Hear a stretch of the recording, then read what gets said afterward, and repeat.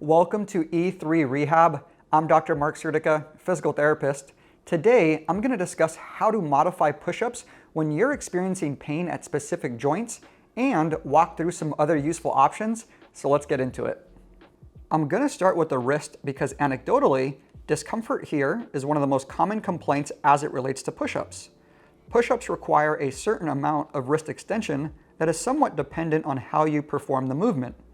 For example, if you shift your body weight up toward your head, that's going to require more wrist extension than if you were to shift your weight toward your feet. Both of these will actually alter the relative muscle contribution to the movement, but generally, you want to be somewhere in between. Now, if you're experiencing pain because of this loaded wrist extension, there are 3 simple modifications you can start with. Number 1, push-ups using dumbbells, kettlebells, parallettes, etc., as they allow your wrist to maintain neutral in this sagittal plane. However, if you also experience pain with radial or ulnar deviation, you might need to be mindful of your wrist position in the frontal plane as well. Number 2, push-ups on your fists. If this is uncomfortable, you can place your knuckles on a soft surface, alter your grip, or hold on to an object like a towel. Number 3, placing a towel under your hand to change the relative degree of wrist extension. Therefore, you can fold the towel up as much as you need to make the push-up comfortable for you. And actually, you can work backwards if you want to slowly build up your tolerance to wrist extension. I'll discuss some other modifications toward the end of the video that are helpful for wrist pain, as well as these other issues, but they change the mechanics of the movement. The shoulder is another common area for people to report musculoskeletal pain. But prior to my 2 suggestions, I do want to state that for most individuals, you should just let your shoulder blades move naturally during a push-up. Let them retract at the bottom and protract at the top, without giving it too much thought other than a few external cues like push the floor away from you or don't crush an egg under your sternum. The first mistake that people with shoulder pain might do is utilize a really wide grip. There's nothing inherently wrong with this position, but it places a high demand on the shoulder, and if you're already experiencing discomfort here, you'll likely want to switch to a narrower hand placement to help offload some of these sensitive structures. The other issue that individuals tend to run into, especially if they have pain right in the front of the shoulder, is allowing that shoulder to dump forward at the bottom of the movement, which puts a lot of load on that area. We can try to redistribute that load through the upper extremities by modifying the technique a bit, but in reality, just changing the difficulty or range of motion of the push-up is likely an easier solution, and once again, we'll look at that toward the end of this video. The elbow is kind of the opposite of the shoulder, meaning that a narrower hand position where the elbows are really tucked into your side, like a diamond push-up, is probably going to be less comfortable if you're experiencing elbow pain, so you might want to just take a slightly wider grip.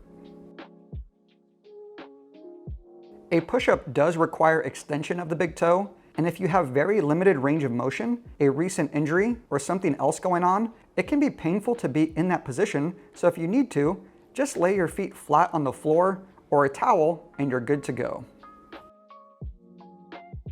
If your low back is sensitive to extension or arching, and you allow your hips to sag during a push-up, it might be helpful to think about balancing a glass of water on your low back, or actually balancing an object on your low back like a foam roller. You can also come back to that cue of trying to touch an egg with your sternum without crushing it. For the neck, I'm not trying to dichotomize the positions as good or bad, but they might be less advantageous for the task and can be worth modifying if you have neck pain. So number 1, if you have your shoulders shrugged up to your ears the entire time, see if you can just let them relax, as the scapular elevators aren't the prime movers in a push-up. And number 2, if you let your neck hang, and this is recreating your symptoms, just think about a string pulling your head back toward the ceiling or sky. The 2 easiest ways to regress a standard push-up are to elevate your hands or perform the movement on your knees, and since they both reduce the overall demand, they can help minimize symptoms at all of the previously mentioned areas. I prefer elevating your hands since the technique will mimic a standard push-up, and you can adjust the difficulty by using objects of varying heights. The higher you go, the easier the movement, and you can gradually work your way down as you build up strength.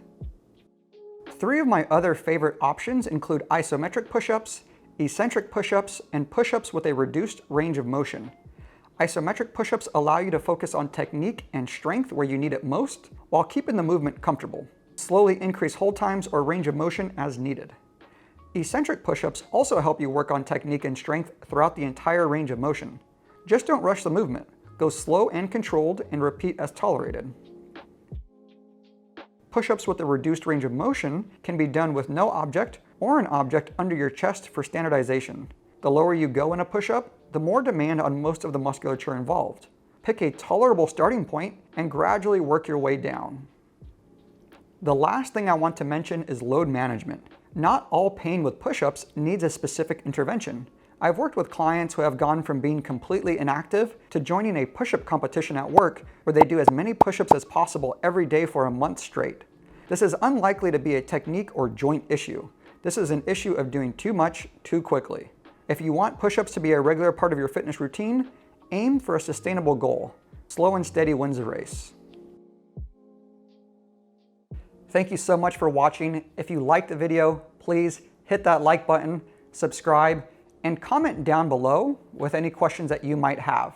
You can also head over to our website, e3rehab.com, where you can find our blogs, podcasts, programs, and more.